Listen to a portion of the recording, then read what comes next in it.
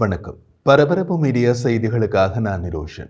ஏமனில் இஸ்ரேலின் சமீபகால தாக்குதல்கள் பயனுள்ளதாக இருந்ததாக பாதுகாப்புத்துறை வட்டாரங்களில் கூறப்படுகிறது. ஆனால் ஹவுதிகளை நீண்ட காலத்திற்கு செயலிழக்க வைக்க ஏமனுக்கு ஈரானிய விநியோக பாதை மூடப்பட வேண்டும் என்கின்றார்கள் அவர்கள். இஸ்ரேலின் சமீபகால தாக்குதல்கள் ஏமனில் சானா சர்வதேச விமான நிலையம், ஹொடைடா துறைமுகம் மற்றும் பிற உள்கட்டமைப்புகளை குறிவைத்தன. அனைத்து தாக்குதல்களிலும் அதிசக்தி வாய்ந்த விமான வெடிகுண்டுகள் வீசப்பட்டன. ஏமனில் சேதம் மிகவும் அதிகம். ஆனால் இஸ்ரேலின் எதிரிகளில் தாக்குதல் நடத்துவதற்கான கடினமான எதிரி ஹவுதிகள் தான். காரணம், இஸ்ரேலுக்கும் ஏமனுக்கும் இடையே உள்ள தூரம் உண்மையிலேயே மிகப்பெரியது, கிட்டத்தட்ட 2000 கிலோமீட்டர்கள். இது இஸ்ரேல் வளமையான விமான தாக்குதல்களை நடத்திய சிரியாவின் டார்டஸ், லடாக்கியா அல்லது லெபனானின் பெய்ரூட் அல்ல. ஏமன் முற்றிலும் வேறுபட்ட உலகம்.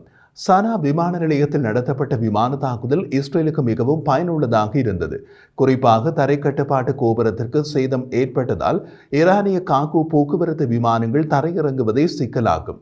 ஏமனிலும் விமானங்களினவும் தரையிறங்க முடியும், ஆனால் அது விமானிகளுக்கு மிகவும் கடினமாக இருக்கும். ஹொடைடா துறைமுகத்தை பொறுத்தவரை இப்போது நடத்தப்பட்ட தாக்குதல் உடனடியாக கப்பல் போக்குவரத்தை நிறுத்திவிட்டது. ஆனால் அங்கு நீண்ட கால பாதிப்பை இஸ்ரேல் ஏற்படுத்த வேண்டும் என்றால் கடந்த காலத்தில் இஸ்ரேல் பயன்படுத்தியதை போன்று ஒரு மூலோபாயத்தை பயன்படுத்த வேண்டும். அது 50 ஆண்டுகளுக்கு முன் இஸ்ரேல் பயன்படுத்திய ஒரு மூலோபாயம். 1973ஆம் ஆண்டில் சிரியாவின் துறைமுகங்களில் இஸ்ரேலிய தாக்குதல்களின் போது கப்பல்களில் இருந்து வெடிபொருட்களை இறக்க உபகரணங்களுக்கு உதவும் தூண்களும் அளிக்கப்பட்டன. ஈரானிய ஆயுதங்களின் கடல் விநியோக வழிகளை தடுப்பதில் கவனம் செலுத்தினால்தான் நீண்ட கால அச்சுறுத்தலை அகற்ற முடியும்.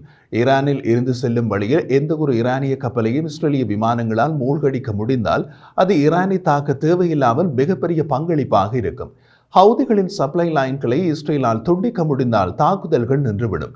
காரணம், ஹவுதிகளிடம் வெடிப்பொருட்கள் தீர்ந்துவிடும். ஆனால் அது இஸ்ரேல் தனியே செய்வது கடினமானது. கடல் தாக்குதல்களில் இஸ்ரேலுடன் சேர அமெரிக்காவையும் பிரிட்டனையும் ஒப்புக்கொள்ள வைப்பதே சிறந்த முயற்சியாக இருக்கும். அமெரிக்க மற்றும் பிரிட்டிஷ் கடற்படைகள் ஏற்கனவே இந்த கடற்பிராந்தியத்தில் உள்ளன. கடல் தாக்குதல்கள் அவர்களுக்கு எளிதானது. ஈரானில் இருந்து வரும் உத்தரவுகள் இல்லாமல் ஹவுதிகள் சுதந்திரமாக செயற்படுகிறார்கள் என்ற கூற்றை ராணுவ நிபுணர்கள் சிலர் மறுக்கிறார்கள், சிலர் ஒப்புக்கொள்கிறார்கள். மறுப்பதற்கு காரணம், வடக்கு ஏமனின் பொருளாதாரம் என்று ஈரானின் மீது கட்டமைக்கப்பட்டுள்ளது. வடக்கு ஏமனில் உள்நாட்டு உற்பத்தி அதிகம் இல்லை. அங்கு தேவையான பொருட்கள் பெரும்பாலும் ஈரானில் இருந்து வருகின்றன. அதைவிட ஹவுதிகள் பயன்படுத்தும் ஆயுதங்கள், அனைத்து ஏவுகணைகள் மற்றும் ஆளற்ற விமானங்கள் விதிவிலக்கு இல்லாமல் ஈரானில் இருந்து வந்தவை. அதனால் ஈரானில் இருந்து வரும் உத்தரவுகளை நிறைவேற்ற வேண்டிய கட்டாயத்தில் ஹவுதிகள் உள்ளார்கள். ஏமனை விட லெபனானை தாக்கிய இஸ்ரேலின் அணுகுமுறை சுலபமானது. லெபனானில் இஸ்ரேல் ஹெஸ்புல்லாவை தாக்கியது சுலபமாக இருந்தது. ஹெஸ்புல்லாவின் இலக்குகளை தாக்குவதற்கு முன் அங்கிருந்த பொதுமக்களை இஸ்ரேலால் வெளியேற்ற முடிந்தது. வடக்கு ஏமனை பொறுத்தவரை அது சாத்தியமில்லை. ஆயிரக்கணக்கான உயிர்கள் பலியாகும். இஸ்ரேல் காசாவில் செய்தது போன்ற ஒரு நடவடிக்கையை ஏமனில் செய்ய வேண்டியிருக்கும். 5 மணி நேர விமானம் சுற்றுப்பயணம் மீண்டும் இஸ்ரேலின் சவாலை வலியுறுத்தி பாரம் கூறினார். ஹவுதிகளுக்கு இது தெரியும். அவர்களிடம் ஏவுகணைகள் உள்ளன. இஸ்ரேலிடமும் ஏவுகணைகள் உள்ளன. ஆனால் ஏவ முடியாது. காரணம், ஆயிரக்கணக்கான உயிர்கள் பலியாகும். வடக்கு ஏமனில் வசிப்பவர்கள் அனைவரும் ஷியா பிரிவு முஸ்லிம்கள் அல்ல. வடக்கு ஏமனில் உள்ள மக்கள் தொகையில் 1/3 பங்கு சன்னி இனத்தவர், 2/3 பங்கு ஷியா பிரிவுகள்.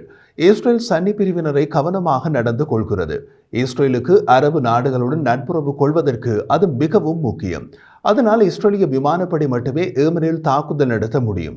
ஒரு ஏவுகணை தாக்குதல் என்றால் நீங்கள் ஒரு பொத்தானை அழுத்தி அதை அனுப்பிவிட்டு தூங்கச் சென்று விடலாம். மீதமுள்ளவற்றை ஏவுகணை செய்யும். விமானப்படை அப்படி செயற்படாது.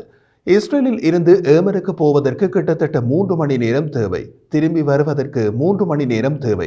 அதனால் இடையே விமானங்களுக்கு வானில் வைத்து எரிபொருள் நிரப்ப வேண்டும். இதே பிரச்சனை அமெரிக்காவுக்கு வேறொரு விதமாக உள்ளது.